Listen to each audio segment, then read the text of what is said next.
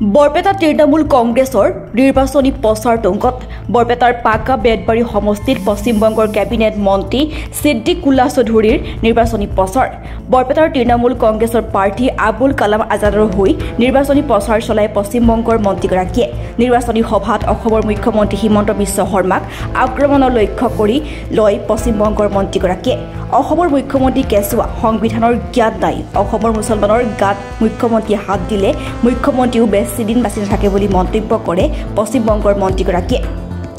মুখ্যমন্ত্ৰী হিমন্ত বিশ্ব শৰ্মা এতিয়া শংকিত হৈছে যাৰ বাবে মিয়াৰ ভোট নালাগে বুলি কোৱা মুখ্যমন্ত্ৰী এতিয়া মিয়াৰ ঘৰে ঘৰে গৈ মিয়াৰ ভোট ভিক্ষা খুজিছে মিয়াৰ কাষত যোৱাত এতিয়া হিমন্ত বিশ্ব শৰ্মা লাজ পাব লাগে বুলি মন্তব্য কৰে তৃণমূল কংগ্ৰেছৰ ৰাজ্যিক সভাপতি ৰিপুণ বৰাই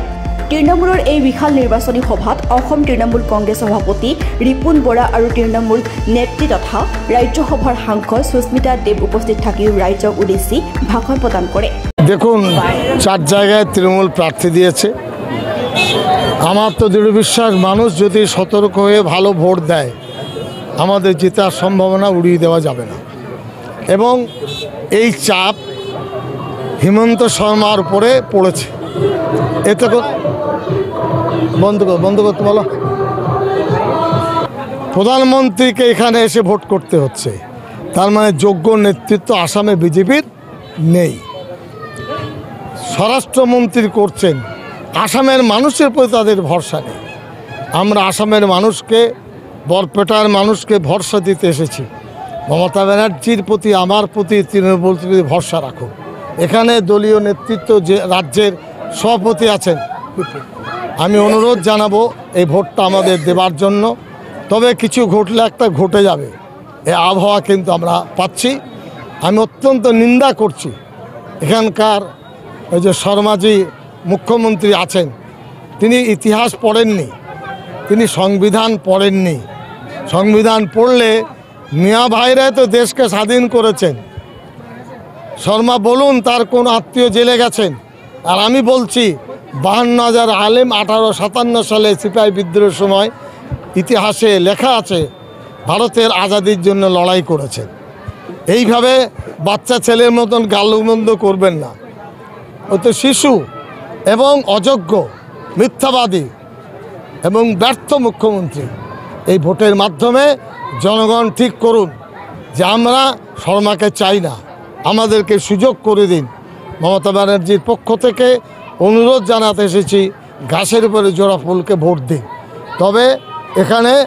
যে ভাবনা ছিল ওই আপনার বিজেপির তাদের ভাবনার মধ্যে কপালে ভাঁজ পড়ছে যে কি হবে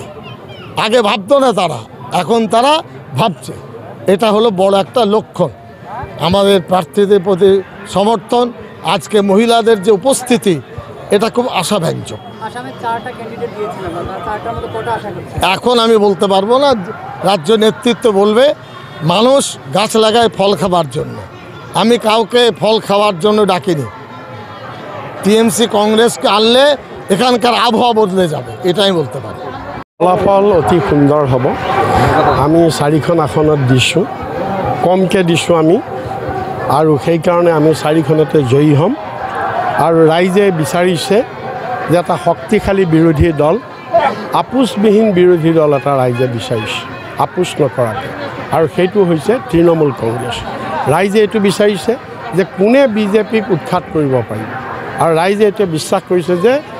তৃণমূলেহে বিজেপিক উৎখাত কৰিব পাৰিব কাৰণ পশ্চিমবংগত তৃণমূলে 15 বছৰ বিজেপিক উৎখাত কৰি দেখুৱাই দিছে আৰু ৰাইজে সব দলক পৰীক্ষা কৰিলে কংগ্ৰেছ কওক বিজেপি কওক এজিপি কওক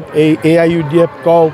সব পাৰ্টিক ৰাইজে পৰীক্ষা কৰিলে গতিকে ৰাইজে সেইকাৰণে এতিয়া এটা নতুন বিকল্প বিচাৰিছে আৰু সেই নতুন বিকল্প হৈছে তৃণমূল কংগ্ৰেছ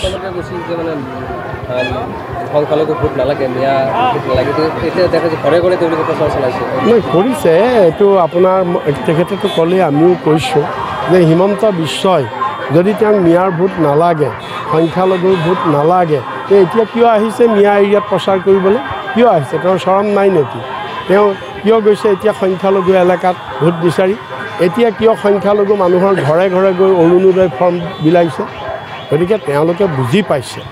যে এইবাৰ বিজেপিৰ এইবাৰ যে বিজেপিৰ পতন অনিবাৰ্য সেইটো তেওঁলোকে বুজি পাইছে শংকিত হৈছে আৰু শংকিত হোৱাৰ কাৰণে আজি তেওঁলোকে ঘৰে ঘৰে এতিয়া যদি তোমালোকে ইমানেই জনপ্ৰিয় তে এতিয়া অৰুণোদয় ফৰ্ম কিয় বিলাব লাগে অৰুণোদয় ফৰ্ম এতিয়া কিয় বিলাব লাগে নিৰ্বাচনলৈ 4 দিন থাকোঁতে তোমালোকে অৰুণোদয়ৰ ফৰ্ম ঘৰে ঘৰে বিলাইছা লাখপতি বাইদেউ বনাম বুলি ঘৰে ঘৰে ফৰ্ম বিলাইছা তাতে বুজা যায় তোমালোক শংকিত হৈছে কলকাছিয়াৰ পৰা হৰবেজ আলীৰ ৰিপৰ্ট এনি লাইভ